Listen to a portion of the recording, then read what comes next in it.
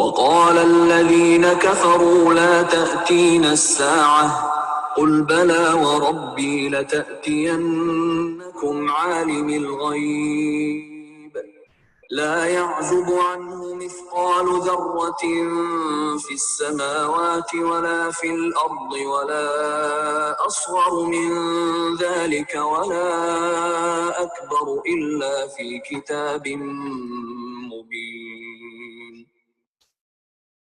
ليجزي الذين آمنوا وعملوا الصالحات أولئك لهم مغفرة ورزق كريم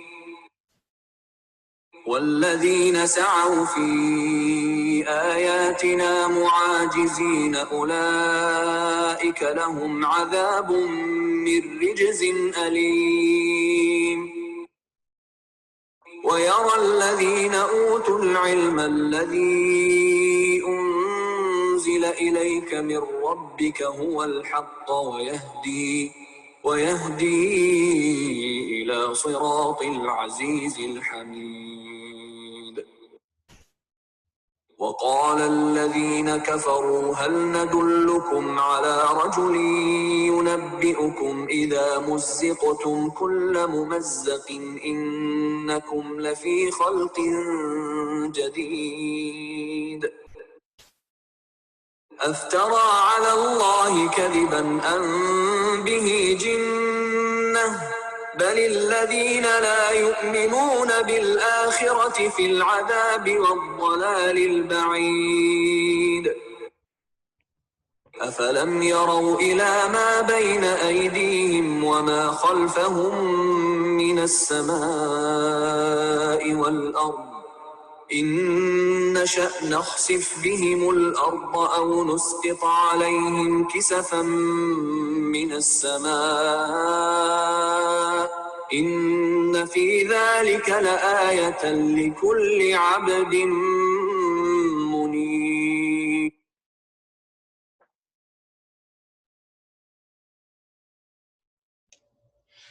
اعوذ بالله من الشیطان الرجیم بسم الله الرحمن الرحیم.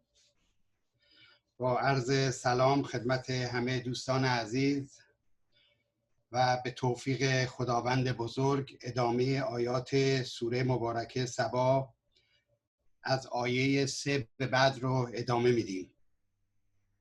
در جلسه گذشته توضیح دادم که 9 آیه اول این سوره آیات مقدماتی سوره است و در این 9 آیه خداوند هم توحید، هم قیامت و هم نبوت رو بیان میکنه.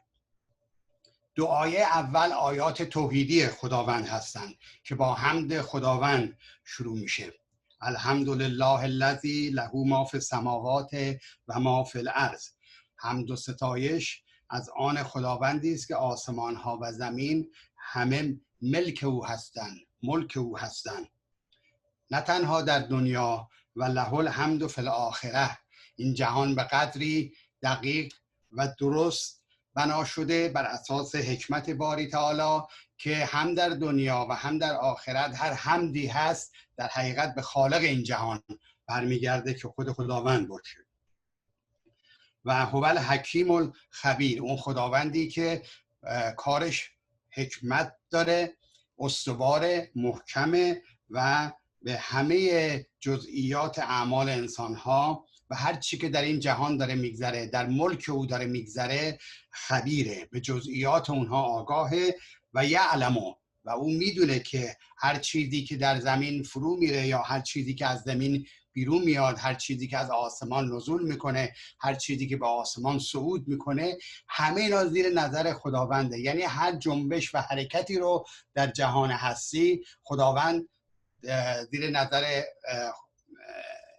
خداوند هست، برای اینکه او مالکی است که خودش داره ملکش رو خودش اداره میکنه. اینو در جلسه گذشته توضیح دادم. هم خداوند مالک این جهانه، هم در حقیقت فرمانروایی این جهان. هر اتفاقی که داره در این جهان میفته همه زیر نظر خود خداونده. این 2 آیه آیات توحیدی قرآن بودن. از این بیان این آیه خداوند در انتهای آیه دوم میفرماید که و هوال رحیم الغفور، و این خداوند رحیم و غفور هست. این دو صفت در کنار همدیگه در قرآن 74 بار اومده، خداوند حکیم و خداوند غفور و رحیم.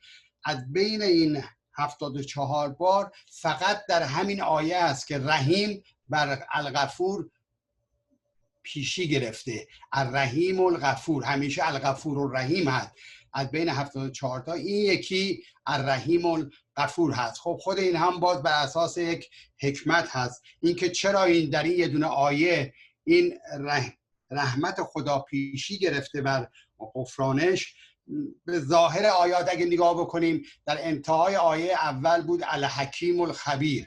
خب اینجام بایستی بر اساس همون حرکاتی که در این کلمه ما میبینیم، الحکیمو با الرحیمو بایستی به اصطلاح همخوانی داشته باشه و الخبیر با الغفور. ولی این ظاهر این آیات هست. واقعا هر کدوم از این توضیح دادن که انتهای اسماء الحسنایی که در انتهای این آیات قرآن میاد خیلی قابل تأمل و بررسی هست. شاید دلیلش این باشه که این خدایی که همه چی در آسمان و زمین ها از آن اوست، او خداوندی که حکیمه، خداوندی که خبیره، خداوندی که چیزی در این جهان نیست که از نظر او پوشیده باشه. حالا امروز هم در همین آیه سوم به اون اشاره خواهیم کرد. بنابراین اگر این آیات واقعا در دل آدمی بنشینه، اون حالت در حقیقت هراس و ترسی که در وجود انسان به وجود میاد در مقابل چنین خدایی، بنابراین انتهای آیه با رحمانیت، با رحیم بودن خداوند شروع میشه. اون خداوندی که رحمتش همیشه بر همه چیز پیشی گرفته، هم رحیمه، الرحیمه و هم غفوره، هم پاک میکنه گناهان انسانها رو. بنابراین میبینید که این آیه چقدر گویا هست. قبل از اینکه وارد این دو آیه ما رو به مسئله قیامت وارد بکنن، آیه سوم در رابطه با قیامت و قال الذین کفروا لا تأتینا الساعه. بازم میگه که با همه این توضیحاتی که داده شد از خالق این جهان، از مالک این جهان و اون خدایی که به همه چیزی آگاه هست، خبیره و علیمه، باز اونایی که انکار میکنن این حقایقو گفتن که اصلا ساعتی از ساعه یعنی قیامتی نمیاد، قیامتی وجود نداره. خداوند به پیامبر میگه بگو قل بلا، حتما اینطوره که میاد. و ربی قسمه، یعنی خداوند برای این موضوع که انما توعدون لصادق، اون چی که به شما وعده داده شده صدق توشه، و ان الدین لواقع که در قرآنه در سوره ذاریات هست، میگه که برای اون قسم میخوره و ربی به پروردگارم قسم که لتأتینکم. توضیح دادم در جلسه گذشته با دو تا تأکید، حتما و قطعا این از ساعه که همون قیامت باشه به وقوع خواهد پیوست و این وعده خدا وعده صادقانه هست. این از کجا، چه کسی داره این موضوع رو بیان میکنه، داره به شما گوشزد میکنه؟ اون عالم الغیب، اون خداوندی که هم عالم الغیب و شهاده هست، هم عالم غیب رو میدونه و هم عالم آشکار و حضور رو. در سوره حج این آیه ناتموم بود، من امروز این رو تموم میکنم، بعد میریم به آیه بعد. در سوره حج، سوره 22 قرآن، آیه 6 تا 8 میگه این وعده ای که خدا میده، ذالک بان الله هو الحق. سوره حج سوره 22 آیه 6، این وعده خدا به ان الله هو الحق، این حقه، و انه یحیی الموتی، و او حیات میده دو مرتبه زنده میکنه، دو مرتبه مبعوث میکنه. و انه یحیی الموتی، دو مرتبه اون اموات رو زنده میکنه. و انه علی کل شیء قدیر. شکی نداشته باشین در این قدرت خداوند، در این قادر بودن خداوند که این کار رو انجام بده. و خداوند برای هر چیزی قدر و اندازه‌ای گذاشته و قادر به هر چیزی هست. و ان الساعه آتیتون لا ریب فیها، با سه تا تاکید. ان تاکید آتیه، حتما میاد، لا ریب فی، هیچ گونه سوء ظن و شکی در این رابطه نداشته باشید. و ان الله یبعث من فی القبور، و خداوند برمیانگیزه، مبعوث میکنه هر کسی رو از قبرهای خودش. قبر معنی در هر جایگاهی که قرار گرفته. میدونیم که بعضی از مرگ‌ها ممکنه که واقعا به قبر هم منتهی نشه، سوانحی به وجود بیاد، آتش سوزی هست و این چیزا. ولی اون در حقیقت اون چه که در نزد خدا هست باقی میمونه. در سیستم خدا، سیستم ضبط و ثبت خداوند باقی میمونه و اون رو مبعوث میکنه خداوند، برمیانگیزه اون رو. دو مرتبه یوم البعث از اسامی قیامت هست دیگه. در یوم البعث دو مرتبه خداوند مردگان رو زنده میکنه. بعد در مقابل این حقایقی که خداوند داره مطرح میکنه، باز میگه که و من الناس من یجادل فی الله بغیر علم. حالا یه عده از مردم در رابطه با این آیات مجادله میکنن با خداوند، اون هم به غیر علم. به غیر علم یعنی چی؟ به غیر علم یعنی از روی جهل، به خاطر نادانیشونه که اینها مجادله میکنن. و لا به غیر علم سه تا موضوع رو مطرح میکنه. یکی این که اینا علم ندارن، یعنی جهل دارن. ولا هدن، اینها هادی ندارن، هدایت کننده ای به اصطلاح اینا رو داره هدایت نمیکنه. ولا کتاب مبین، و نه کتاب آشکار و روشنی دارن که به اساس اون کتاب دارن اینجوری انکار میکنن. پس نشون میده که این کسانی که میگن که قیامت آمدنی نیست، بر اصل همین سه اصله: نه علمی دارن، نه هدایتی دارن، و نه به کتاب منیری، روشنی اینها تکیه میکنن. در سوره تغابن، سوره 64 قرآن، آیه شماره 7: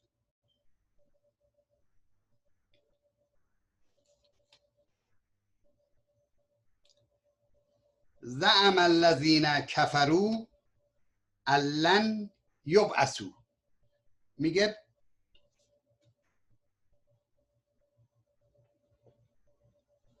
کسانی که کفر ورزیدن. ببین همه صحبت انکار کردنه.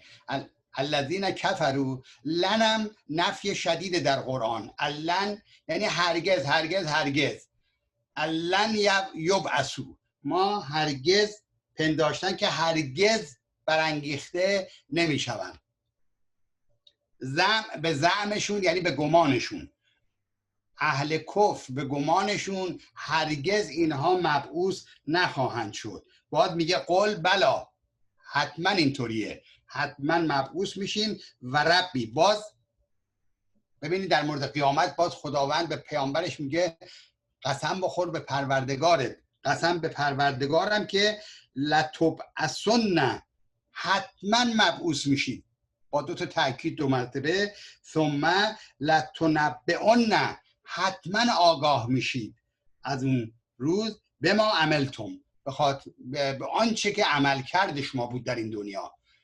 یعنی شکی در این مورد نداشته باشید، هم برانگیخته میشید هم آگاه میشید به اون عمل کردشون. حالا این کلمه لتنبئن از همون نبأ میاد، خبر دادنه، یعنی به شما خبر داده میشه. خیلی وقتا تو این دنیا آدم این چیزا رو یادش میره، ظلم میکنه، حق کسی رو میخوره، یواش یواش اصلا حتی از صحنه به اصطلاح افکار خودش هم این محو میشه، یادش نمیاد. ولی میگه اونجا نه، خود اون عمل رو، اون عمل کردشون رو به شما خداوند نشون میده، آگاه میکنه شما رو.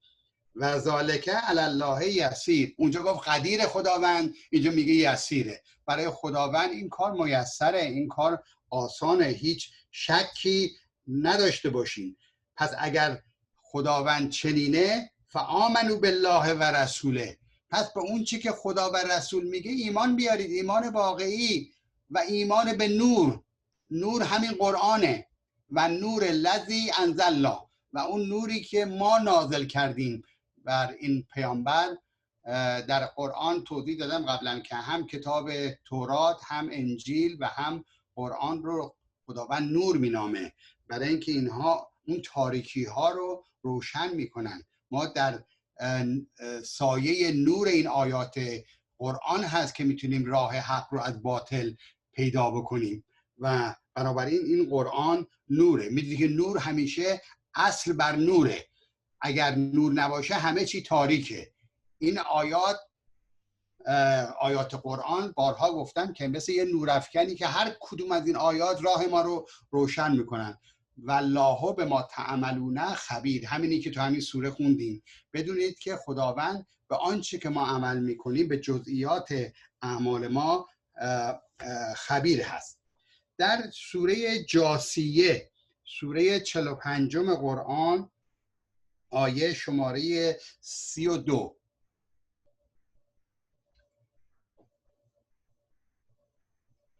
در مورد قیامت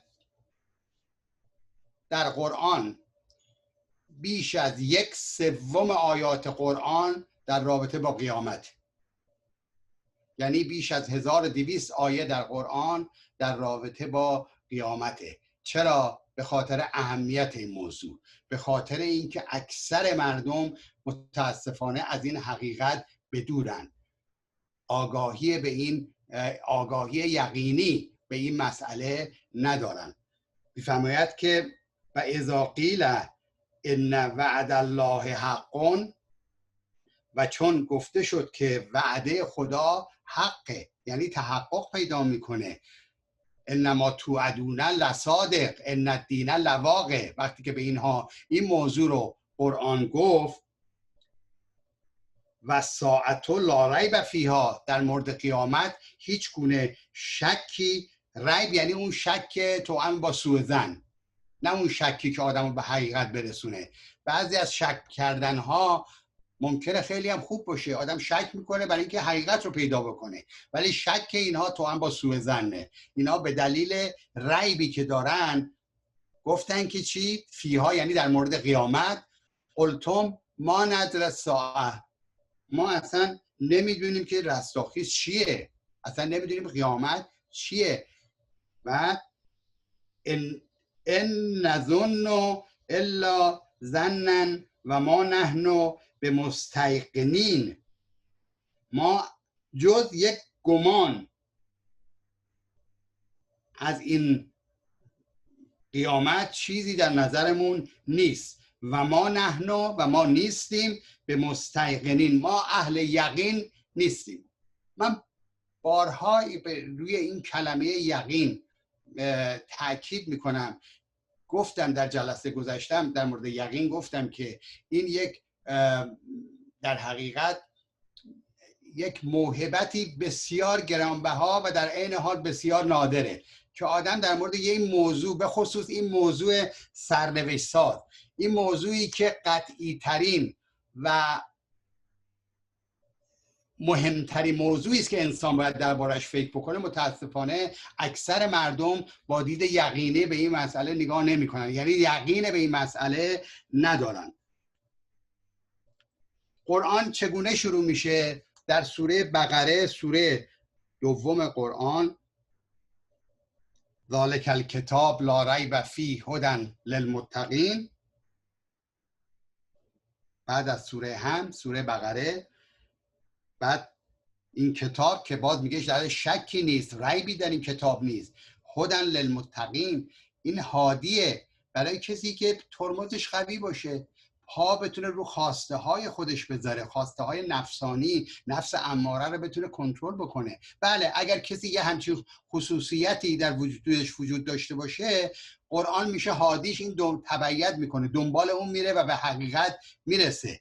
کیا هستن متقین؟ الذین یؤمنون بالغیب، همین عالم الغیب و اونا بهش ایمان واقعی دارن. یؤمنون فعل مضارع، تمام افعال تو این 5 آیه همش فعل مضارع است. دائما اینا ایمان واقعی به خدا دارن. و یقیمون الصلات و مما رزقناهم ینفقون، هم رویکردشون به خداست، هم از خلق خدا غافل نیستن و هم ایمان دارن. والذین یؤمنون بما انزل الیک، ایمان دارن به آنچه که پیامبر به تو نازل شده. و ما انزل من قبلک، و آنچه که قبل از تو نازل شده و تحریف نشده، اینا به او ایمان دارن. منظور من اینجاست. و بالآخرته هم یوقنون. یوقنون فعل مضارع، یعنی هر لحظه، در هر قدمی که اینها برمیدارن، اینا بر اساس یقین نسبت به آخرت قدم برمیدارن، در شک و ریب در اینها نیستن. خب اگر کسی اینجوری قدم برداشت زندگیش عوض میشه. اولئک علی هدی من ربهم، اونا بر یک مرکب هدایتی سوار هستن به سوی خداوند. و اولئک هم المفلحون، و اینا در همین دنیا شکوفا میشن، زندگیشون عوض میشه. در سوره نمل، سوره 27 قرآن، آیه اول به بعد: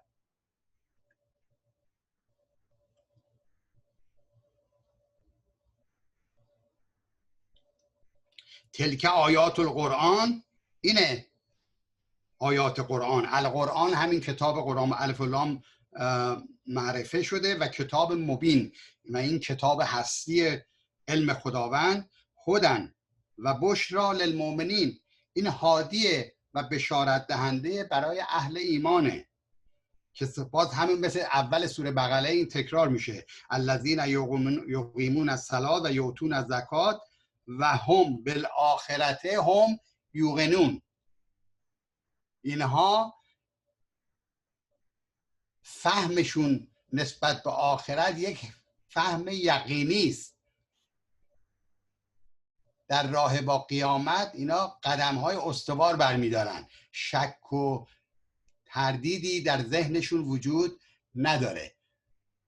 خب اینا کیا هستن؟ مقابل کسانی هستن که ان الذین لا یؤمنون بالآخرته، ولی کسانی که به آخرت ایمان ندارن، زینا لهم اعمالهم، در نظام خدا اعمالشون براشون زینت داده میشن.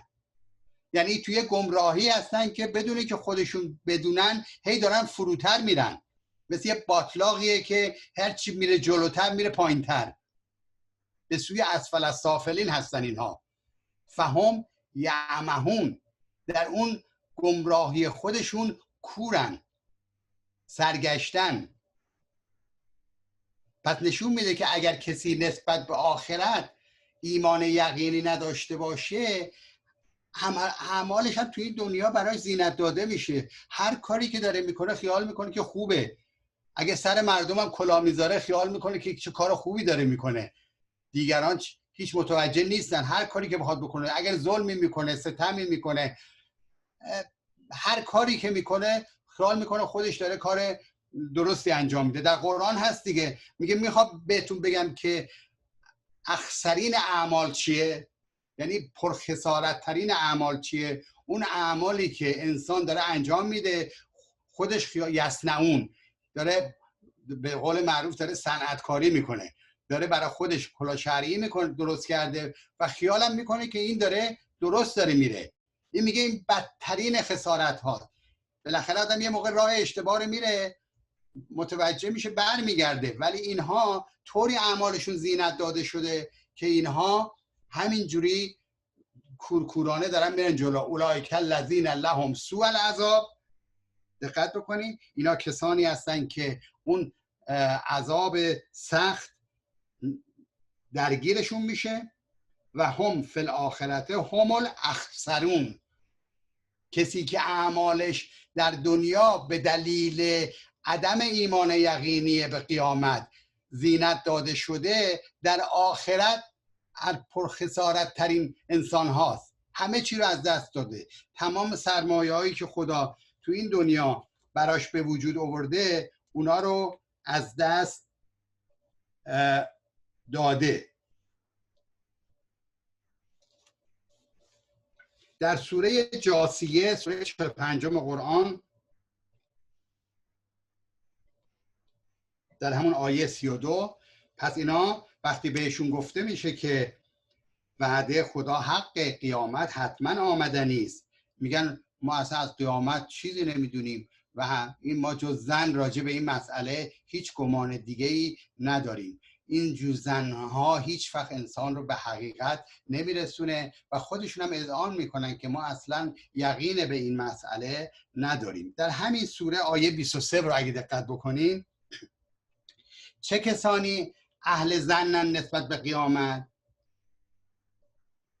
افرایت من اتخذ الهه هوا، اون کسی که هوای نفسش معبود خودش شده، خودش مطرحه تو این دنیا، دوست دارم این کارو بکنم. ارایت من اتخذ الهه هوا، هوا یعنی هوای نفس، الهه یعنی معبود، معبودش رو، اون خودش رو معبود خودشه به جای اینکه خدا معبودش باشه. و اذله الله، و بنابراین خداوند با علمی که نسبت به گمراهی این فرد داره، ختم علی سمعه و قلبه، در نظام خدا مهر میخوره به گوش او و قلب او، و جعل علی بصره غشاوه، و روی چشمش پرده میفته، یعنی اون ابزار شناختش از میان برداشته میشه، هیچ حقیقتی رو دیگه اون نمیبینه. قلبی که مهر خورده سخت شده و گوشی که کر شده و چشمی که نمیبینه. به قول قرآن میگه که اولئک کل انعام بل هم اضل، اینا مثل همون چهارپایانن، حتی از اون چهارپایان هم بدتر، ولی که اون چیزی که انسان رو از چهارپایان در حقیقت متمایز میکنه همین ابزار شناخته که اینا از دست دادن. فمن یهدی من بعده به بعد الله، دیگه اینا چه کسی میتونه اینا رو هدایت بکنه؟ یعنی واقعا اگه کسی خودپرست بشه به جای خدا پرست، معبودش هوای نفسش باشه، دیگه هدایتی برای وجود نداره، خدا میذاره به حال خودش. افلا تذکرون، میگه آیا به این حقیقت بیدار نمیشید؟ ذکر در مقابل نسیان یعنی فراموشی. اینا کیا هستن؟ چه کسانی ظن نسبت به آخرت دارن؟ چه کسانی معبودشون هوای نفسشون میشه؟ و قالو، آیه بعد میگه و قالو ما هی الا حیاتنا الدنیا، کسانی که گفتن جز این حیات دنیا هیچ چیز دیگری نیست، همه چیز اینجاست. و نحیا و نموت و نحیا، همینجا ما اومدیم و همینجا میمیریم و همه چی تموم میشه و ما یهلکنا الا الدهر، فقط دست روزگاره که ما رو هلاک میکنه. و ما لهم،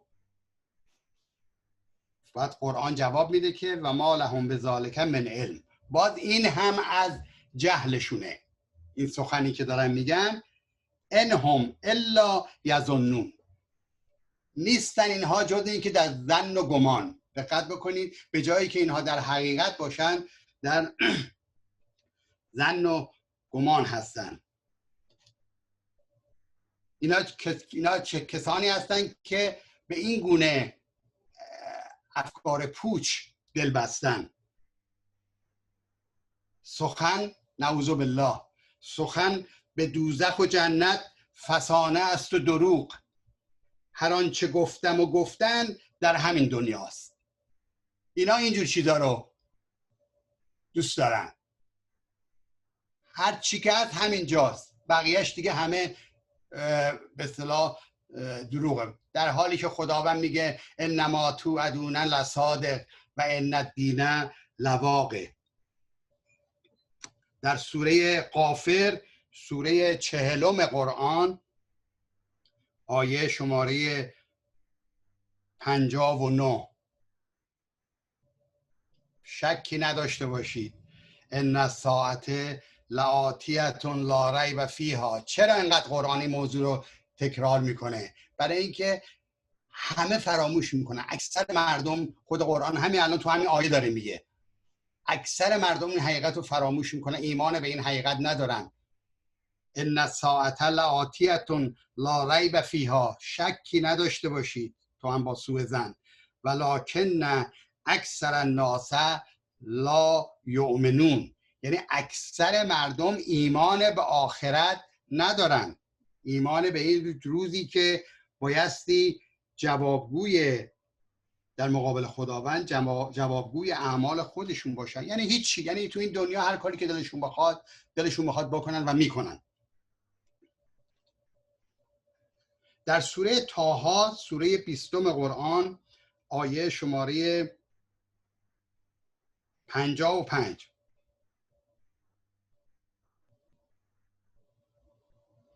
اون ایمان یقینی بود که یه همچین چیزی خواهد اومد.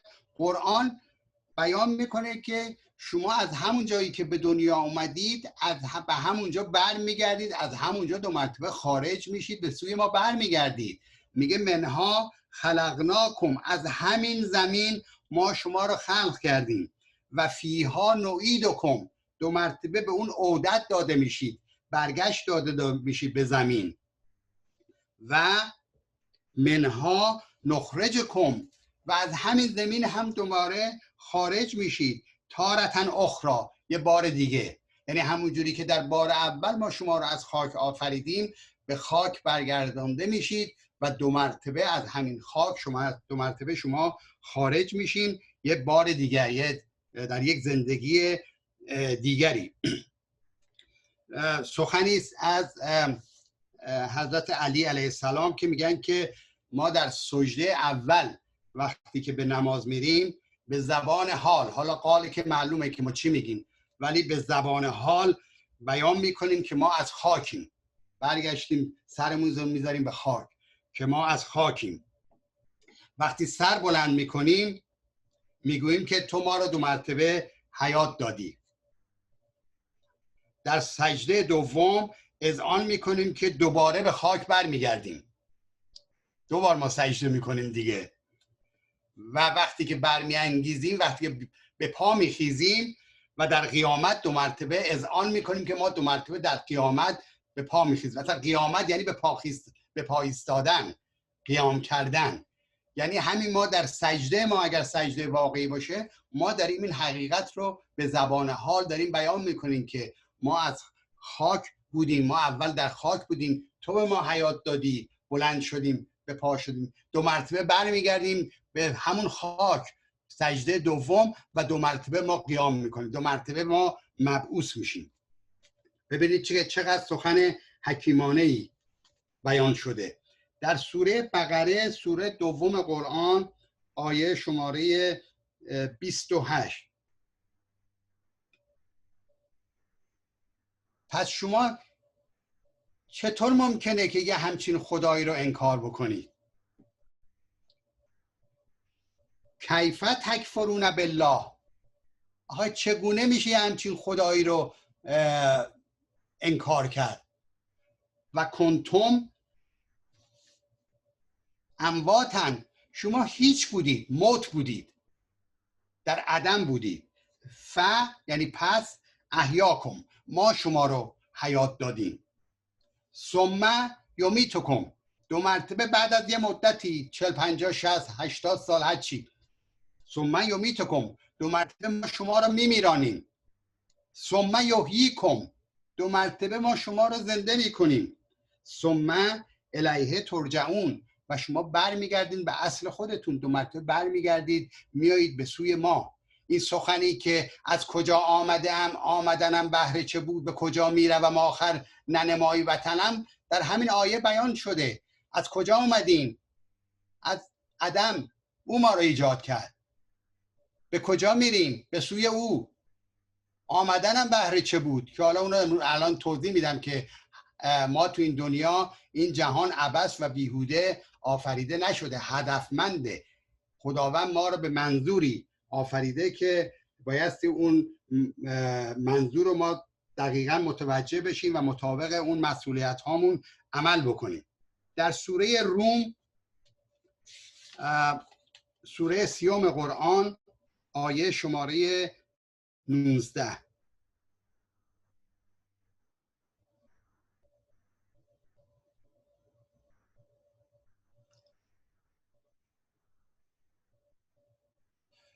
یخرج الحی من المیت و یخرج المیت من الحی. خداوند اون خدایی است که حیات رو از ممات به وجود میاره و از حیات ممات رو 2 مرتبه، یعنی 2 مرتبه میمیرانه. و اینجا یه چیزی اضافه میکنه این آیه: و یحیی الارض بعد موتها. درست مثل زمینی که مرده است. شما زمستون میبینید که زمینی که فسرده است، هیچی نیست، شاخه خوش، درخت، یه مرتبه در بهار میبینید همه چی 2 مرتبه سبز میشه. میگه که یحیی الارض بعد موتها. کلمه موت رو برای زمین به کار میبره به جای خشکی، که توجه رو ما رو به این جلب بکنه که ما هم جزئی از این سیستم هستیم. کدام دانه در زمین برفت که نرست، چرا به دانه انسانت این گمان باشد. ما هم دانه وجودیمون میره در خاک 2 مرتبه، یه روزی 2 مرتبه برانگیخته میشه. بعد میفرماید که و کذالک تخرجون. شما هم همین جوری ما خارج میکنیم از زمین، هیچ شکی نداشته باشید.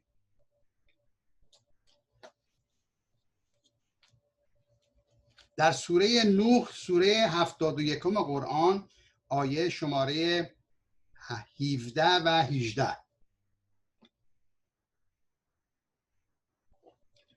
اصلا خداوند وجود ما رو به یک گیاه اینجا تشبیه میکنه. ما مثل یک گیاهیم. میگه والله انبتکم من الارض نباتا. خداوند شما رو رویاند از زمین مثل یه نباتی. چقدر زیباست این آیه. ثم یعیدکم. 2 مرتبه شما رو برمیگردونه. اون دانم بالاخره دانه درخت هم 2 مرتبه برای اینکه حیات مجدد پیدا بکنه، درخت نبات دیگه بشه، بایستی برگرده به زمین. اون دانه ثم یعیدکم، 2 مرتبه اعاده داده میشید، برگشت داده میشید به همون خاک فیها و یخرجکم اخراجا. و شما را 2 مرتبه ما خارج میکنیم. اونم به چه صورتی، به چه به اصطلاح حالتی که ما برامون فرم دقیقش مشخص نیست، ولی اون چی که قرآن میگه هم حیات روحانی هست هم حیات جسمانی در کنار هم دیگه. در سوره ملک، سوره 67 قرآن، آیه شماره 2: خب از کجا آمدنم بهر چه بود؟ 2 آیه در قرآن هست که این موضوع رو بیان میکنه. یکیش اینه، یکیش هم در سوره هوده. میگه الذی خلق الموت و الحیات. اون کسی که موت رو خلق کرد. خداوند مرگ رو به عنوان یک خلقت بیان میکنه، یک تحولی است در طول زندگی، در فاصله بین زندگی دنیایی ما و زندگی آخرتمون. الذی خلق الموت و الحیات. و حیات رو، موت و حیات رو ایجاد کرد. لام هدفه، لیبلوکم، شما رو به ابتلا و امتحان بذاره. ایکم احسن عملا. این هدف خلقت انسان عبث و بیهوده نیست. و هوال عزیز الغفور. خداوند عزتمنده و الغفوره. و اگر کسی در این مسیر احیانا کوتاهی کرده باشه، بعد متوجه شده باشه، جبران بکنه، خداوند رو غفور میابه. یعنی خداوند حتما اون گناهانش رو پاک میکنه. پس مشخص شد که ما از کجا اومدیم، به کجا میریم، کارمون تو این دنیا چیه.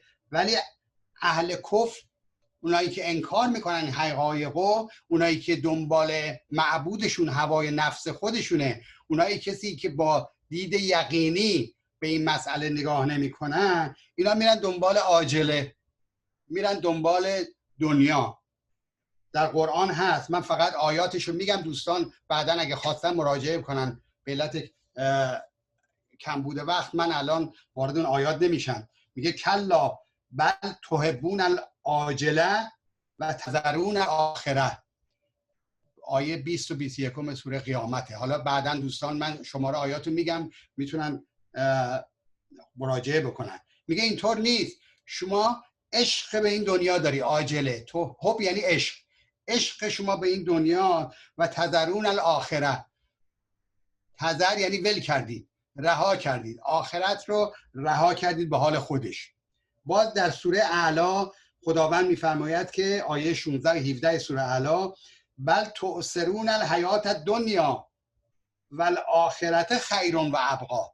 میگه بین حیات دنیا و آخرت شما دنیا رو انتخاب کردید. تؤثرون یعنی انتخاب کردن. شما دنیا رو تؤثرون الحیات الدنیا و الاخرت خیر و ابقا، در صورتی که آخرت هم بهتره هم باقیه.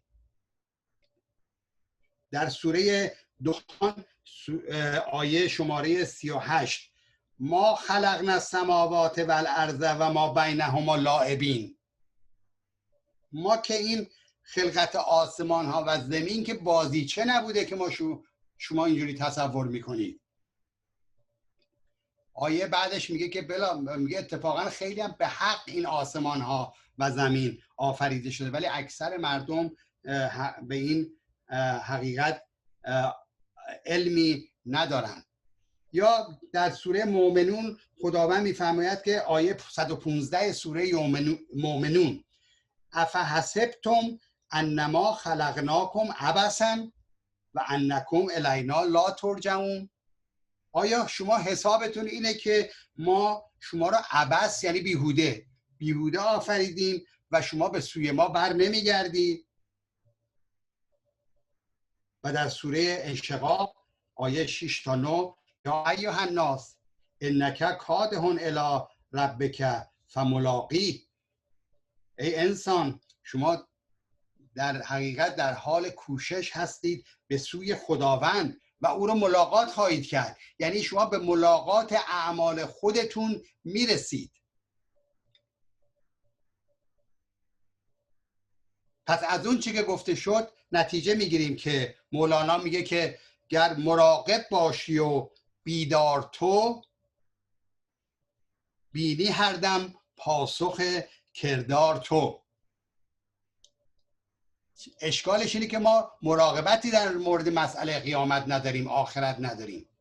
ولی میگه اگر تو مراقب باشی و بیدار، به جای اینکه تو خواب غفلت باشی، بینی هر دم پاسخ کردار تو. از همین حالا پاسخ‌ها رو داری میگیری، متوجه نیستی.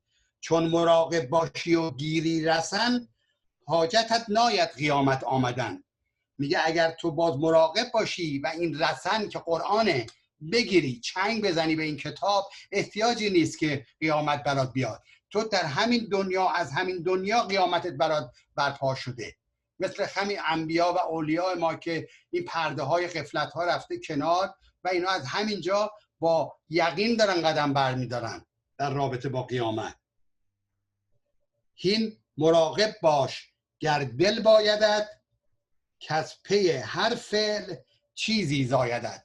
پس مراقب باش اگر دل داری، اگر دل واقعی داری مراقب باش و بدون که کز پی هر فعل چیزی زایدت.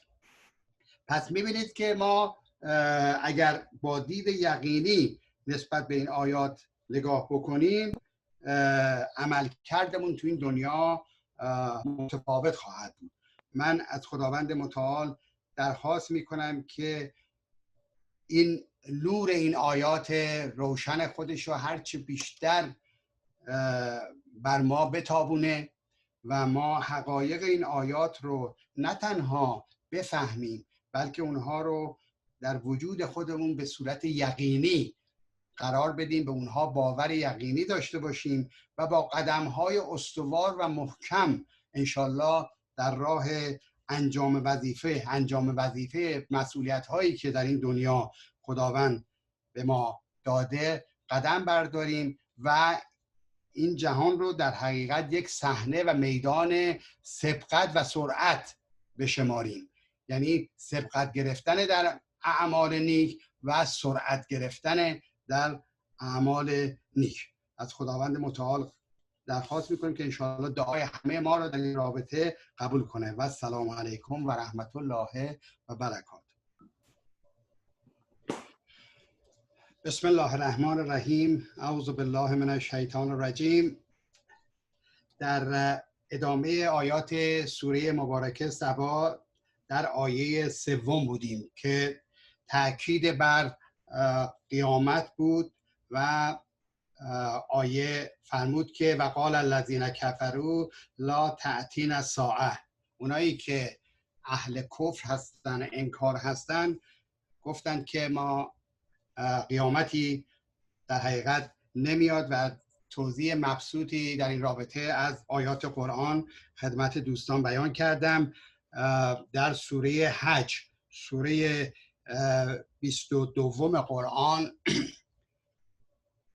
با تاکید بر این مسئله است که خداوند می‌فرماید که آیه شماره 66 هو الذی احیاکم، او کسی است که شما را حیات داد، ثم یمیتکم، بعد شما را میمیراند، ثم یحییکم.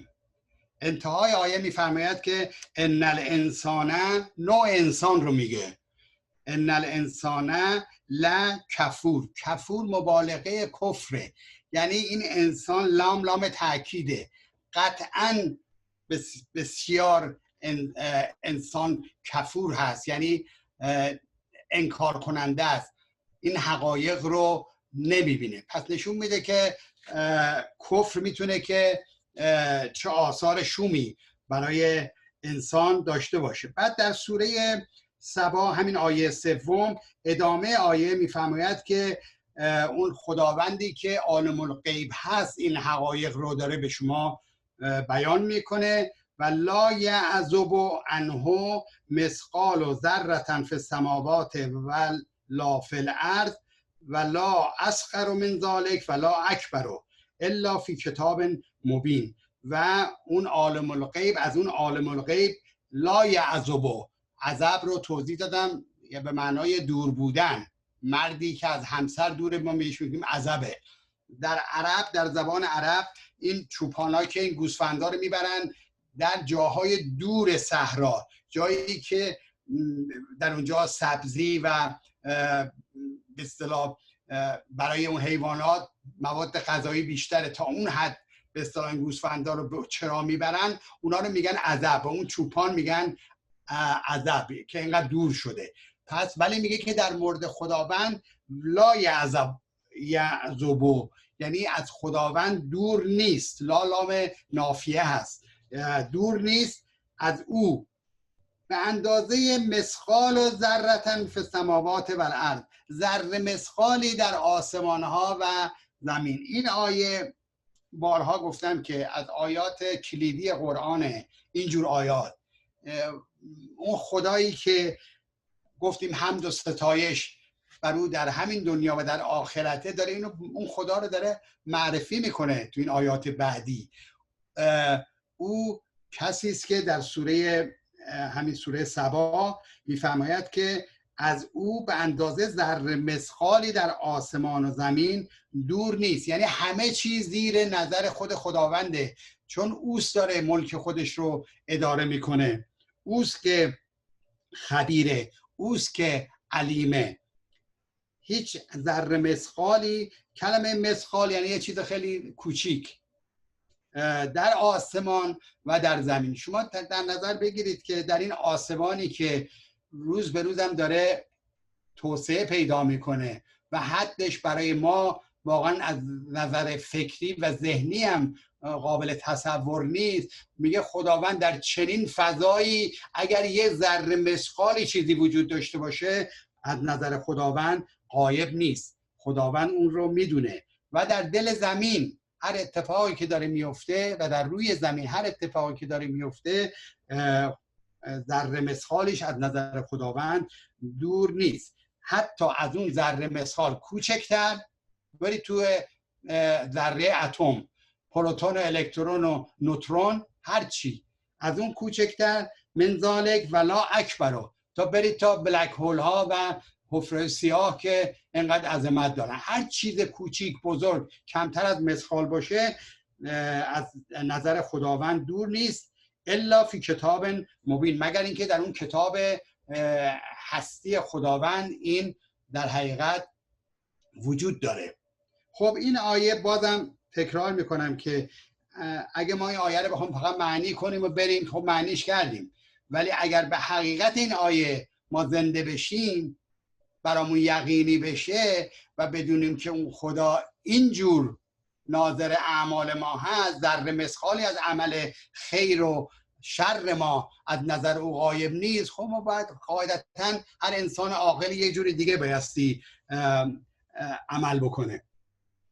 در سوره یونس، سوره 10 قرآن، آیه شماره 61،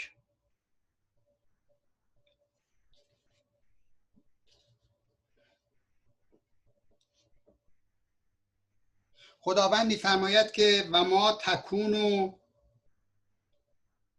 فی شأن، در هیچ حالتی نباشی، شأن یعنی وضعیت، حالت روحی، اون در یک اندیشه و پندار.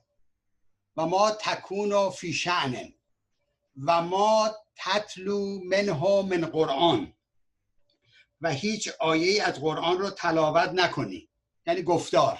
اولی پندار بود، اندیشه، دومی گفتار. ولا تعملون من عمل، سومی کردار. و هیچ کاری رو نکنید الا، مگر اینکه کنا علیکم شهودن، مگر اینکه ما بر شما گواه باشیم. همین آیه‌ای که الان خوندیم، یعنی از پندار شما، از گفتار شما، از کردار شما ما غافل نیستیم. الا کنا علیکم شهودن، شهود کسی است که شاهده، ناظره، یعنی ما ناظر بر پندار شما، گفتار شما و کردار شما هستیم. اذ تفیضون فی، تفیضون از همون فیض میاد، یعنی جریان پیدا کردن، با تمام وجود به سوی یه چیزی رفتن. میگه وقتی که شما در حقیقت غرق در این چیزها هستید، غرق در این اندیشه هستید، در گفتار هستید، در کردار اعمال خودتون هستید، تفیضون یعنی غرق در یه چیزی بودن. ما همه رو میدونیم. و ما یعذب عن ربک، و دور نیست از رب تو، من مثقال ذره، از ذره مثقالی، فی الارض، در زمین، و لف السما، در آسمان. اونجا سماوات بود، اینجا سما، آسمان بالای سر ما. ولا اصغر من ذلک ولا اکبر الا فی کتاب مبین، همین که الان توضیح داده شد. پس اگر ما این آیه رو واقعا منظور از این آیه رو اونجوری که متوجه بشیم، هم مواظب اندیشه های خودمون هستیم، هم مواظب گفتار خودمون هستیم که قرآن گونه باشه، درست باشه، و هم مواظب اعمال خودمون خواهیم بود، پندار نیک، گفتار نیک و کردار نیک، و بدونیم که همه اینها زیر نظر خداوند هست. در قرآن اینقدر که به عمل خداوند تاکید میکنه، بیشتر از اون نیست که به گفتار هست. در سوره آل عمران، سوره 3 قرآن، آیه شماره 30،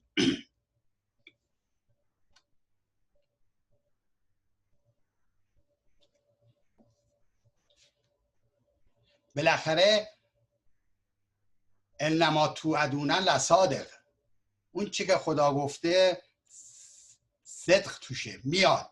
میگه روزی خواهد رسید که یوم تجد کل نفس ما عملت من خیر، یه روزی خواهد رسید که هر نفسی مییابد نزد خودش هر عملی خیری که انجام داده محضرن، حاضر در مقابل خودش میبینه اون عملو.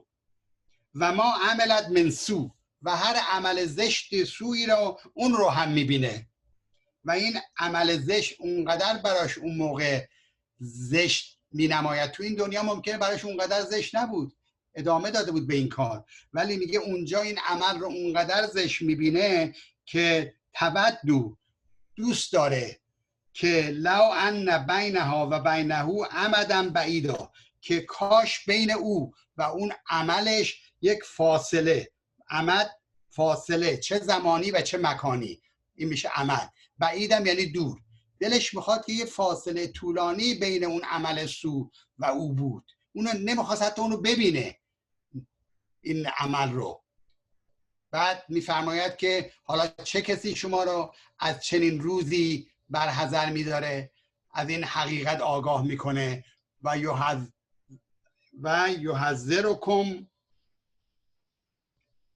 یحذرکم الله نفسه، خداوند هر نفسی رو الان برحذر میداره از چنین روزی، از چنین حقایقی. چرا؟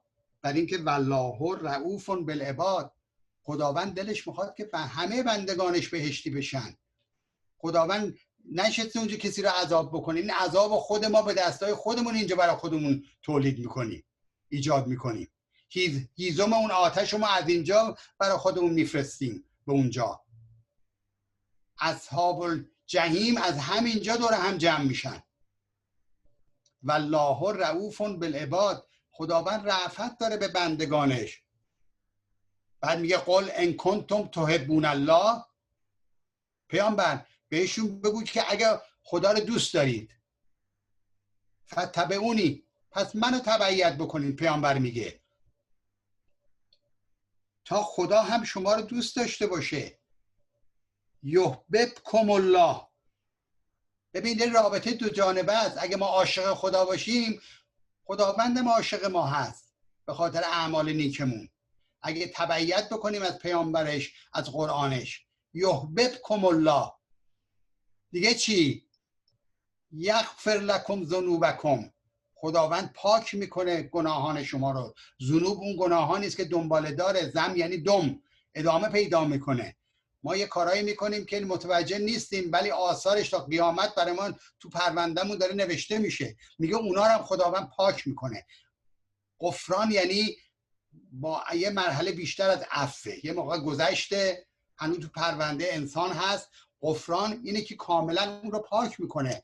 انتهای آیه میفرماید والله غفور و رحیم. الان توضیح دادم که دیگه غفور و رحیم، گفتم همیشه در قرآن غفور و رحیم، در اون آیه که خونون رحیم الغفور بود، الرحیم الغفور. ببین اینجا اول غفور اول اومده. پس میگه خداوند هم پاک میکنه، هم رحمت به شما میفرسته. رحمت شامل حال مؤمنین میشه.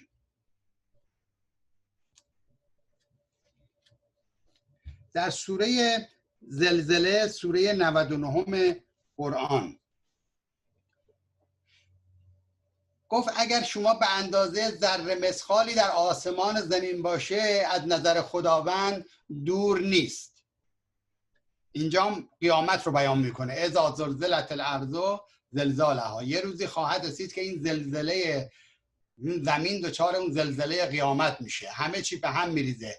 اخرجت الارض اثقالها، این زمین تمام اون چیزایی که توشه میریزه بیرون، سنگینی هاشو میریزه بیرون، از جمله اعمال ما رو، از جمله به اصطلاح اون کارهایی که ما کردیم.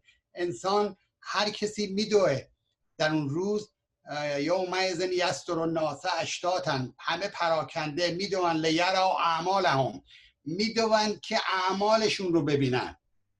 بعد این دوتا آیه میاد، فمن یعمل مثقال ذره خیرا یره، اگر کسی ذره مثقالی عمل نیکی انجام داده باشه، اون عمل رو میبینه.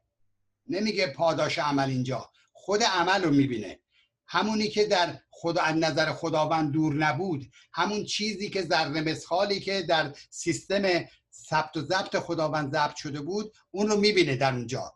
و من یعمل مثقال ذرتن شر یره، و هر ذره مثقالی از کار بدی که انجام داده باشه، سوء و شری که انجام داده باشه، اون عمل رو در اونجا میبینه.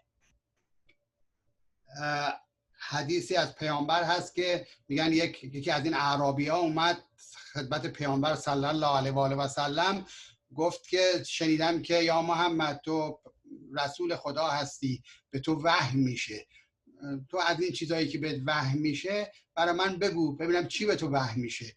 پیامبر این دوتا آیه رو براش خوند، فمن سوره زلزله رو، فمن یعمل مثقال ذره خیرا یره و من یعمل مثقال ذره شرا یره. اون عربی بلند شد و بند شترش گرفت و رفت. صحابه دویدن دنبال اون. بابا پیامبر خدا داشت با تو صحبت میکرد، داشت به تو نصیحت میکرد. پیامبر گفت رهاش بکنین. اون پیام رو گرفت. او پیام رو گرفت. یعنی اگر این دوتا آیه کمی الان گفته شد باز تکرار میکنم یقینی بشه برای ما که ذره مثقالی از عمل خیر و شر ما دیده میشه، خب ما اون پیام اصلی قرآن رو گرفتیم. در سوره لقمان، سوره 31 قرآن، آیه شماره 16، اینجا فرمود که این خداوند حکیم و خبیره که داره شما رو، عالم الغیب داره این حقایق رو به شما میگه. در سوره لقمان هم که به عنوان لقمان حکیم وقتی میخواد فرزندش رو نصیحت بکنه اینو میگه، یا بنیه، ای فرزندم، ای پسرم، انها این است و جز این نیست که ان تک مثقال حبة من خردل، اگر به اندازه حبه خردل، یه چیز خیلی کوچیکیه اون حبه خردل، فتکن فی صخرة، اگر در دل یک کوه، صخره یا سنگی باشه، او فی السماوات، یا در آسمان ها، او فی الارض، یا در زمین باشه، یأتی به الله، خداوند اون رو به حساب میاره. ببین حکمت اینه، نصایح حکمت گونه اینه که آدم به این زنده بشه که اگه به اندازه حبه خردل هم هر عملی هر جا میخواد باشه، دل سنگ باشه، آسمان باشه، زمین باشه، خداوند اون رو به حساب میاره. ان الله لطیف خبیر. دو تا صفت خداوند در اینجا خداوند بیان میکنه. یکی لطیف بودن خداوند. لطیف در فارسی معنیش یه مقدار با عربی فهم میکنه. لطیف یعنی توجه کردن به جزئیات و ظرایف، توجه کردن به جزئیات و ظرایف. و خبیرم یعنی آگاه بودن از اون توجه کردن به ظرایف و جزئیات این آگاه بودن از خبیر، از اون جزئیات هست.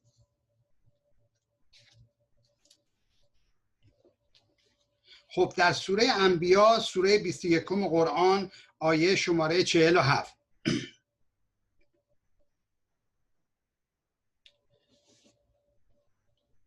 یه روزی خواهد رسید که و نزع الموازین القسط لیوم القیامه. موازین یعنی میزان ها، ترازو. یه روزیه که ترازوی خداوند، ترازوی قسط خداوند گذاشته میشه. لیوم القیامه، برای روز قیامت، روز به پاخیستن. در اون روز فلا تظلم نفس شیئا، در اون روز ظلم نمیشه به هیچ نفسی ذره مثقالی. هر کسی هر چی که کاشته اونجا درو میکنه. هر عمل نیک یا بدی که انجام داده همونجا نتیجهش رو میگیره. و ان کان مثقال حبة من خردل، و اگر اون عمل به اندازه حبه خردل هم باشه، آتینا بها، آن را خداوند میگه ما اون رو میاریم، به حساب میآوریم.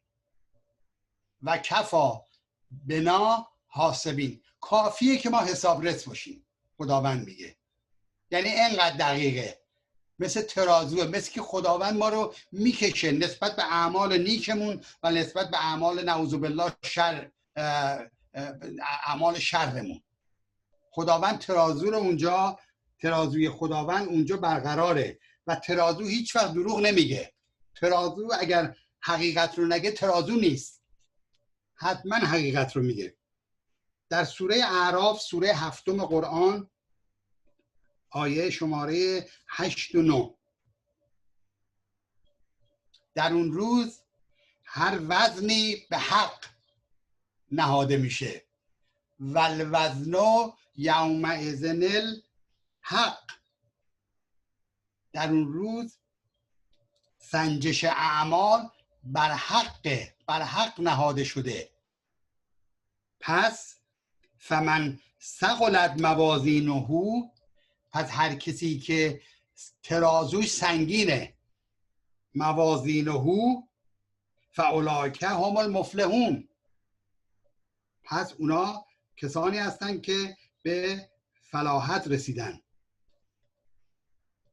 فمن خفت موازینه، اما کسی که ترازوش سبکه، چیزی توش نیست، وزنه‌ای با خودش نیورده، کوله بارش خالیه، فاولئک الذین خسروا انفسهم، اونا کسانی هستن که به خودشون ضرر زدن. خسروا انفسهم، این نفسی که خداوند در اون دمیده بود از روح خودش. لقد خلقنا الانسان فی احسن تقویم،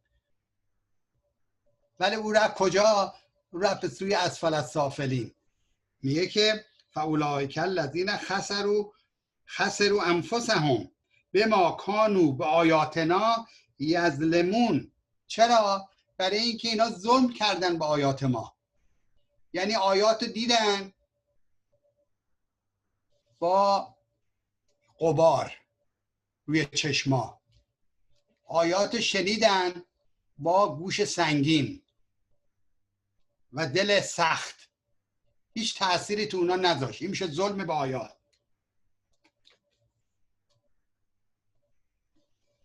در سوره مؤمنون، سوره 23 قرآن، آیه شماره 102 و 103،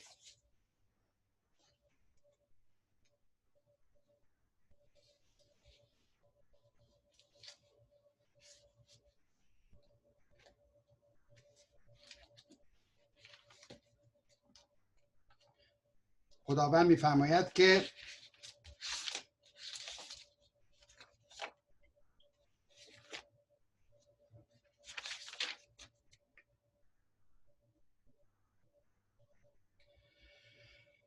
فاذا نفخ فی الصور، وقتی که در سور، آیه قبلش آیه 101 میگه در اون روز نفخه سور، یعنی موقع به پا شدن قیامت، وقتی که اعلام قیامت شد، فلا انساب بینهم یومئذ، تمام این روابط خانوادگی و دوستی ها و اینا همه برداشته میشه از میان. فلا انساب بینهم یومئذ ولا یتساءلون، و از یکدیگر هم سوال نمی کنن. همه چی اونجا یوم تبلی السرائر، همه چی آشکاره. یوم هم بارزون، همه چی بارزه، آشکاره در اون روز. بعد در اون روز میفرماید که فمن ثقلت موازینه فاولئک هم المفلحون و من خفت موازینه، و اما کسی که موازینش سبکه، چیزی نداره اونجا ارائه بده، اونها الذین خسروا انفسهم فی جهنم خالدون، در جهنم به طور دائمی در اونجا باقی خواهند.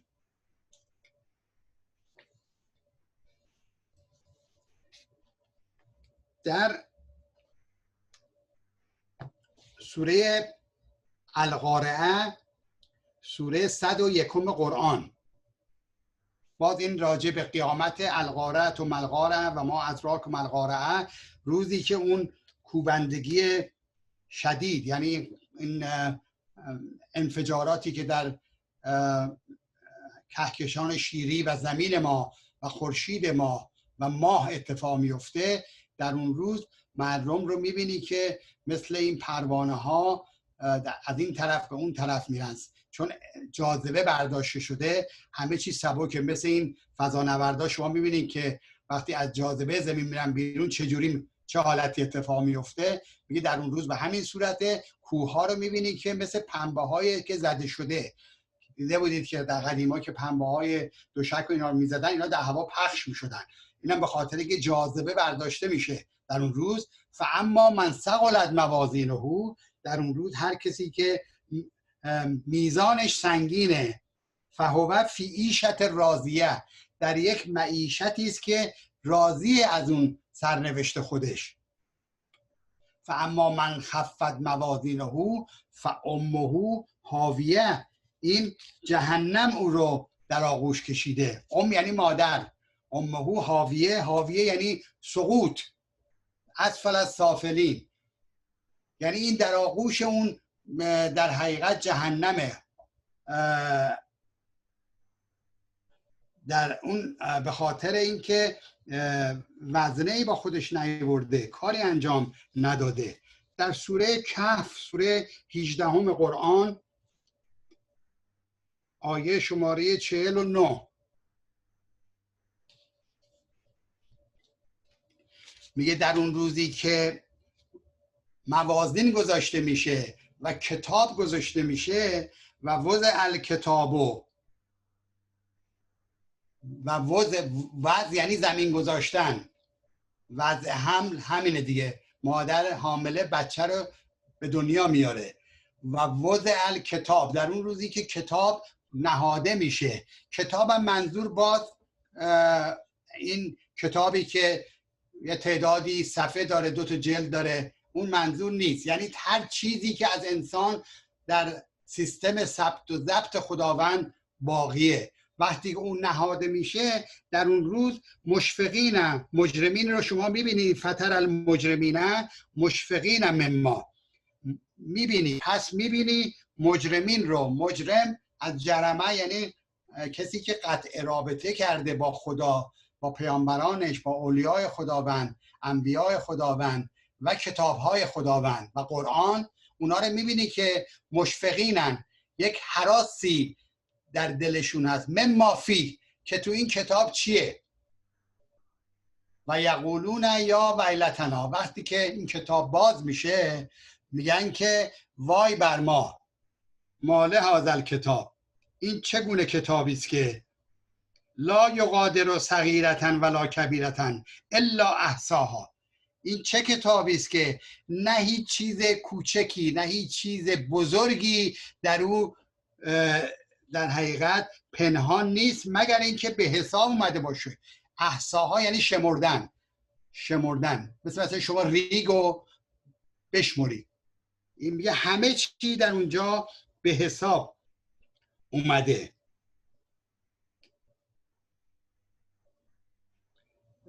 قدر یعنی ترک کردن، این قدر و قادر از اون میاد، هیچ چیزی ترک نشده، چه صغیر چه کبیر، الا احصاها، مگر این که در اونجا به شمرده شده، به حساب اومده. و وجدوا ما عملوا حاضرن، و میابند هر عملی رو حاضر، که الان امروز توضیح دادیم، آدم عمل کرده خودش رو میبینه. و در اون روز لا یظلم ربک احدا، و در اون روز به هیچ کسی ظلمی نمیشه. احد یعنی به هیچ کسی، کوچکترین ظلمی نمیشه. در سوره اسراء، سوره 17 قرآن، آیه شماره 13 و 14،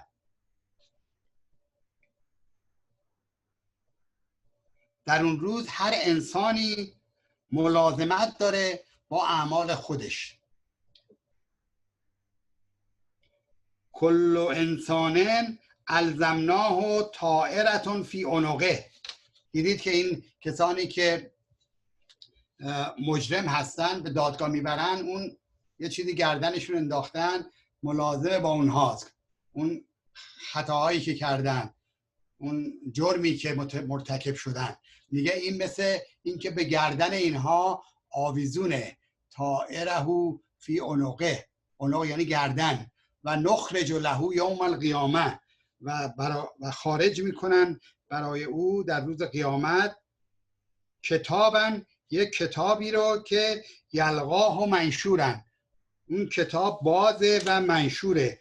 منشور یعنی کاملا نشر، پهنه به اصطلاح. اینو برای دوستانی که در جلسات قبلی نبودن من این آیه رو گفتم تکرار میکنم. شما وقتی به یه پارچه فروشی میرین از دور یه به اصطلاح یک چیز پارچه رو میبینین، در اونجا خوشتون میاد، پارچه فروش میاد و اینو باز میکنه و وقتی که باز بکنه شما تمام اون به اصطلاح دیزاین و تمام نقشه اون پارچه رو میبینی. این میشه منشور، باز میشه. وقتی که این اعمال، این کتاب باز میشه، بعد به اونا گفته میشه که اقرا کتابک، تو خودت کتاب خودت رو بخون. اقرا فعل امره، اقرا کتابک، خودت کتاب خودت رو بخون. کفا به نفسک الیوم علیک حسیبا، خودت امروز حسابرس برای حساب رسیدن به نفس خودت کافی هستی. پس چه بهتره که ما الان حساب خودمون رو از همین حالا برسیم تا اون زمانی که این کتاب رو جلوی ما بذارن اونجا بخوام خودمون حسابگر خودمون باشیم یا در مقابل اون احسن الحاسبین که خداوند باشه قرار بگیریم. بنابراین میگه که در اون روز این کتاب کاملا بازه. میگن خودت حسابرس خودت باش. من اهتدا فانما یهتدی لنفسه. حالا هر کسی که این هدایت پذیری در وجودش باشه، اهتدا یعنی مثل یه اون پنبه الکلی که منتظر یک کبریته یا آتیش بگیره. این اهتدا یعنی کسی که وجودش آماده است برای اینکه این پیام این آیات رو بگیره. فانما به درستی که یهتدی لنفسه، خودش نفعشو میبره، نفعش به خودش میرسه. و من ذل، و هر کسی که گمراه بشه فانما یذل علیها. یادمون باشه ولا تزروا وازرة وزر اخرى. این 3 بار تو قرآن اومده. هیچ کسی در اونجا بار هیچ کس دیگری رو به دوش نمیگیره. ما تو این دنیا پشتوانمون همش به اینه، به اونه، به پولمونه، به قدرتمونه، به فامیلمونه، بستگانمونه، دوستمونه. خیلی وقتا حق و ناحق میکنیم به خاطر همه این چیزا که بهش تعلق داریم، ولی هیچ کدوم از اونها اونجا به ما کمکی نمیکنن. یوم لا ینفع مال ولا بنون در قرآنه، الا من اتى الله به قلب سلیم، مگر اینکه کسی اونجا با قلب سالم اومده باشه. نه مال، نه ثروت، نه قدرت، هیچ چیزی کمک نمیکنه. ولا تزروا وازرة وزر اخرى و ما کنا معذبین. ما هیچ کسی رو عذاب خداوند میگه ما هیچ کسی رو عذاب نمیکنیم تا نبعث رسولا، مگر اینکه برایشون هدایت فرستاده باشیم. مهم اینه که آدم چشمش به این هدایت ها باز باشه و این هدایت ها رو ببینه و از اونها هدایت بشه.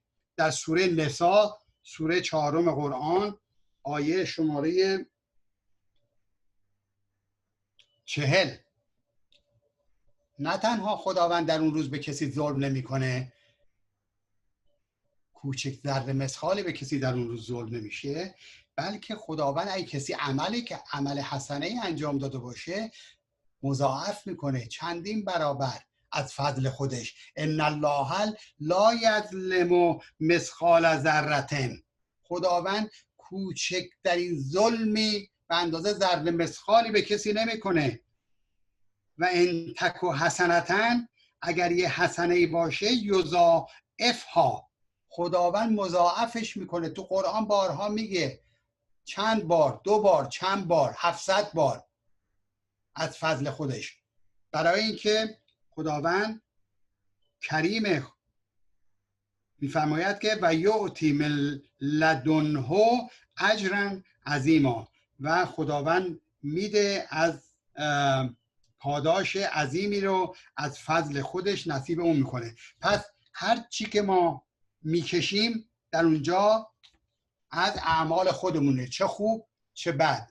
اگر اعمال خوب باشه ما نتیجهش رو میبینیم. اگر بد باشه نتیجهش اونجا دقیقاً به همون اندازه خواهیم دید. اعمال نیکمون نتیجه چندین برابر میشه، اعمال بدمون به همون مقداری که عمل بد کردیم به همون نسبت نتیجهش رو میگیریم. پس فرمود در آیه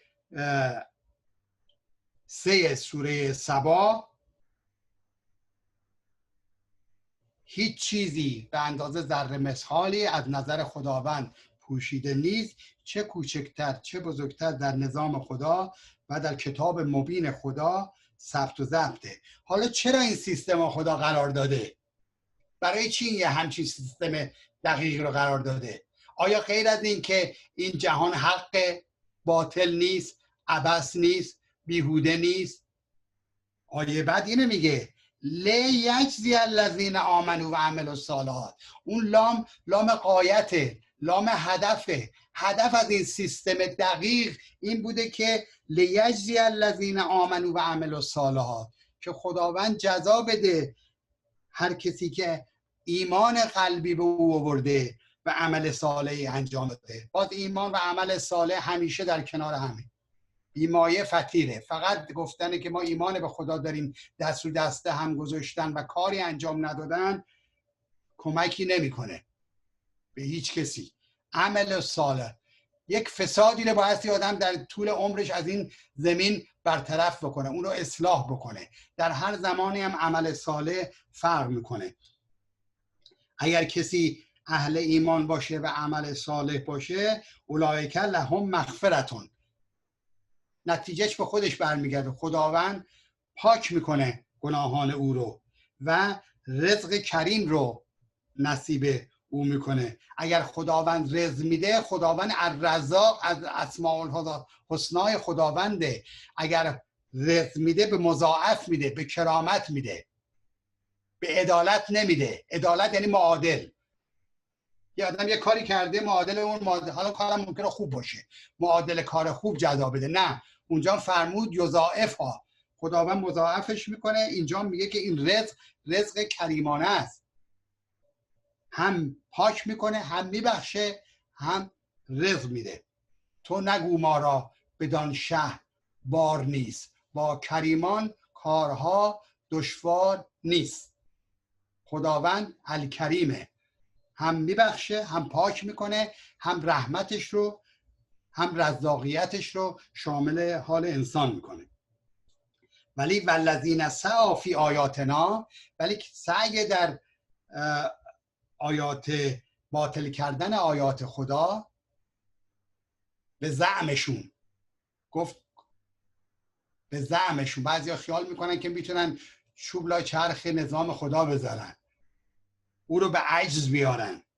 والذین سعوا فی آیاتنا معاجزین اولئک لهم عذاب من رجز علیم، برای اونها عذابی است از اون عذاب رجز علیم. دو تا کلمه تو قرآن هست، یکی رجز با ز و یکی رجس با سین.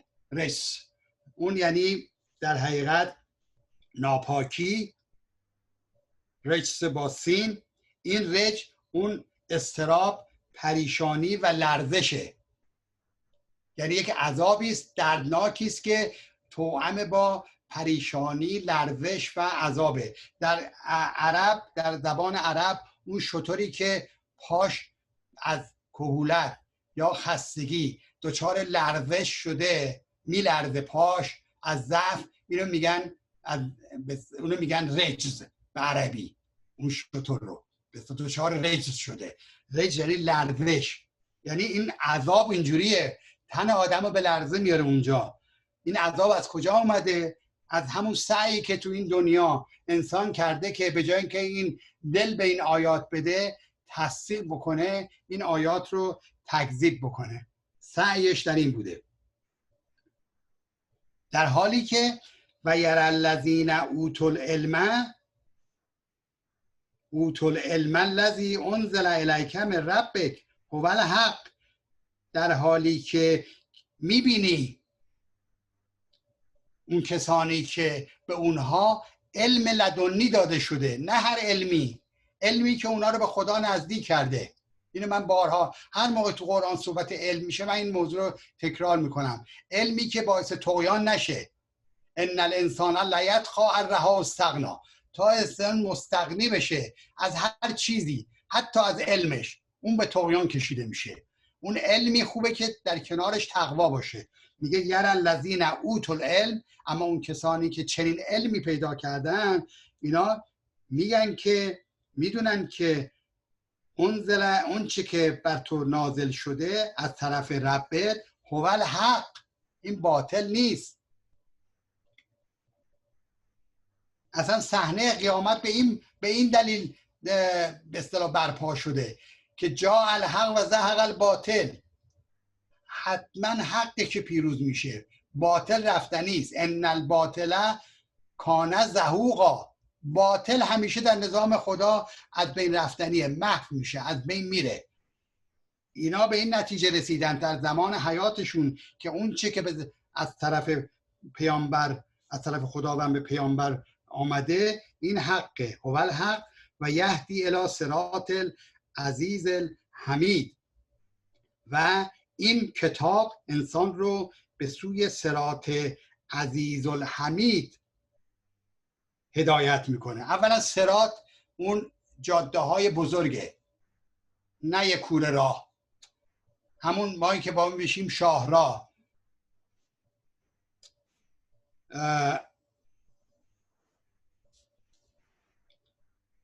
بعد این شاهراهی است که انسان رو به عزت و ستوده شدن هدایت میکنه. این کتاب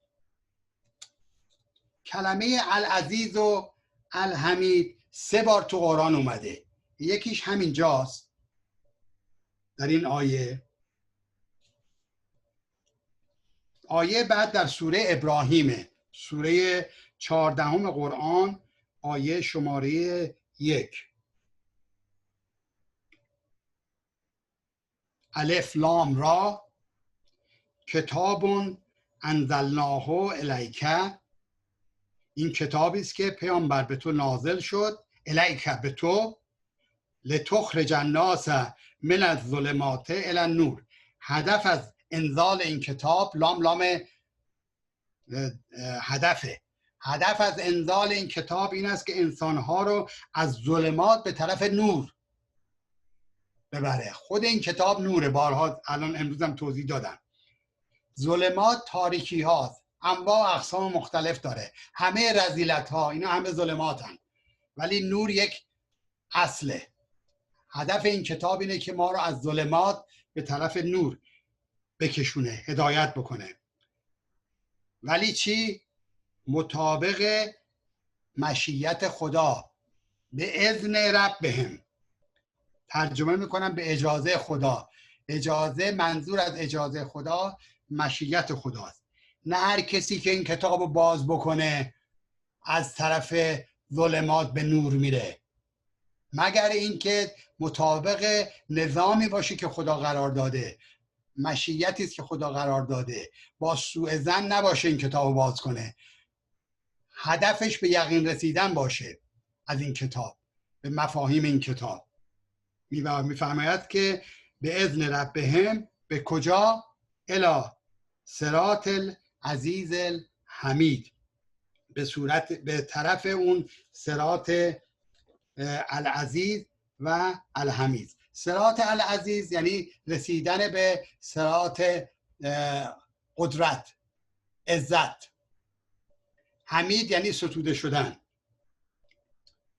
خب خداوند میگه این کتاب اومده که شما رو به عزت برسونه و شما الگو نمونه بشید تو دنیا، همه دیگه شما رو حمد بکنن، مورد ستایش دیگران قرار بگیرید. خب حالا بعد به این سوال جواب داد که چه شده، چه اتفاقی افتاده که اکثر کشورهای اسلامی تن به اسارت ذلت ابرقدرت‌ها و خواری اونها دادن. کیا عزیزن امروز؟ کیا حمیدن؟ چرا بایستی مسلمانان متاسفانه، نه همشون، در دنیا به عنوان یک انسانهایی که دچار خرافات، عقب رفتگی، ذلت و اسارت در دست ابرقدرت ها قرار بگیرن؟ این سوال رو بایستی جوابش رو از خود قرآن پیدا کرد، برای اینکه دوری از قرآن انسان رو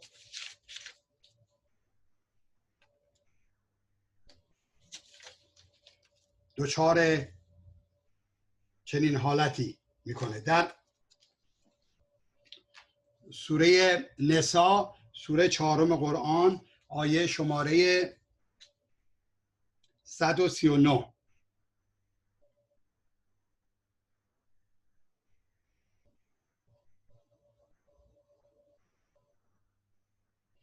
میگه الذین یتخذون الکافرین اولیاء، اون کسانی که کافرین رو ولی خودشون گرفتن، من دون المؤمنین، به جای اینکه اینها دنبال مؤمنین برن دنبال کافرین رفتن.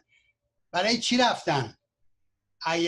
ایبتغون عندهم العزة، رفتن که عزت رو از اونا بگیرن، اونا رو به عزت برسونن. میفرماید که فان العزة لله جمیعا، همه عزت در بست جمیعا نزد خداونده. یعنی اگه تو عزت میخوای برو به سوی خدا، برو به سوی ایمان، نه به سوی کسانی که اهل کفر هستن. یعنی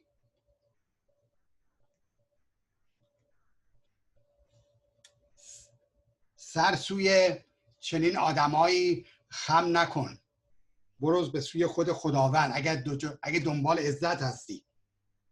اقبال لاهوری میگه آدم از بی‌بصری بندگی آدم کرد، گوهری داشت ولی خرج قباد و جمع کرد.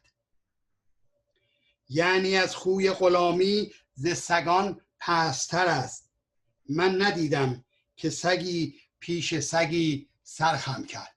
اگر عزت میطلبه انسان، بایستی بره به سوی خود خداوند. این موضوع رو من تموم بکنم. در سوره مریم، سوره 19 قرآن، آیه شماره 81 میگه کسانی که واتخذوا من دون الله آلهة، اینا رفتن دنبال معبودای غیر از خدا، پایینتر از خدا، لیکونوا لهم عزا، که برای اونا عزت ایجاد بکنن، به عزت برسن. میگه کلا، هرگز اینطوری نیست، این جز ذلت چیز دیگری نیست. سیکفرون به عبادتهم، اینا به زودی این عبادت اینها رو انکار میکنن، میگن بی خود دنبال ما اومدی.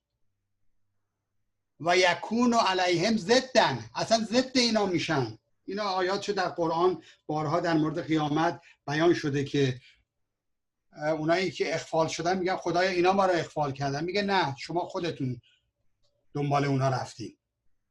و سومین باری که در قرآن صفت عزیز و حمید به دنبال هم اومده در سوره بروج، سوره 85 قرآن هست.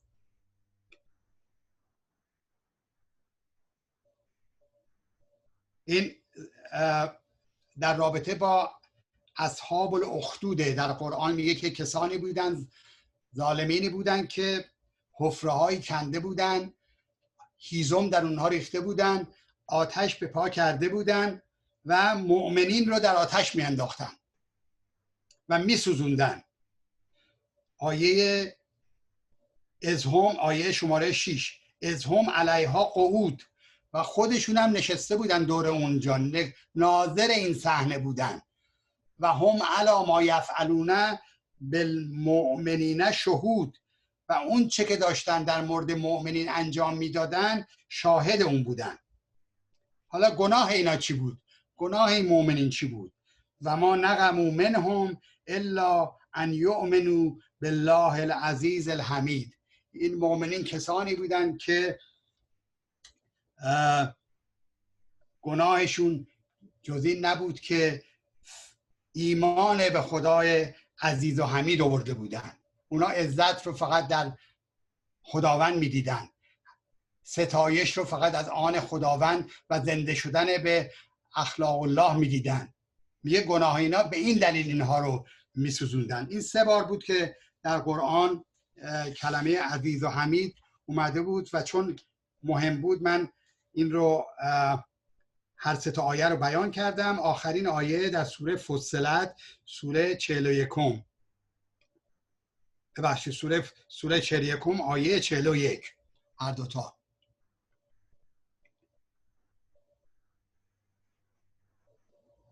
میگه ان الذین کفروا به ذکر، اونایی که ذکر رو انکار کردن. ذکر میدونید که قرآنه دیگه.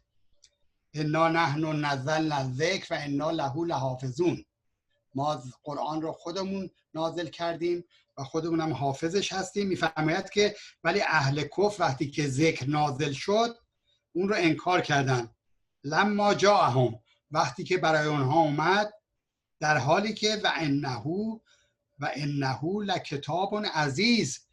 خود این کتاب قرآن کتاب عزیزه، انسان رو به عزت میرسونه. اگر از این کتاب تبعیت بشه، لا یأتیه الباطل من بین یدیه ولا من خلفه، هیچ چیزی این کتاب رو باطل نمیکنه، نه در آینده نه در گذشته، نه هیچ موضوع علمی در آینده این کتاب رو باطل نمیکنه. چرا؟ برای اینکه تنزیل من حکیم حمید، برای اینکه این کتاب نازل شده از روی اون خداونده که حکیم و حمیده. در سوره اسراء، سوره 17 قرآن، آیه 9.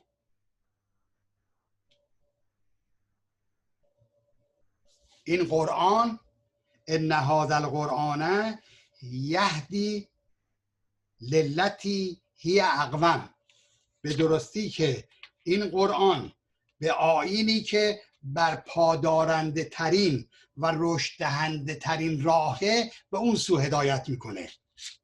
ان هذا القرآن، هذا یعنی همین قرآن، القرآن هم هذا هم القرآن، همین کتابی که جلوی من و شما هست، یهدی للتی هی اقوم، به بهترین فرم، به بهترین راه انسان رو هدایت میکنه.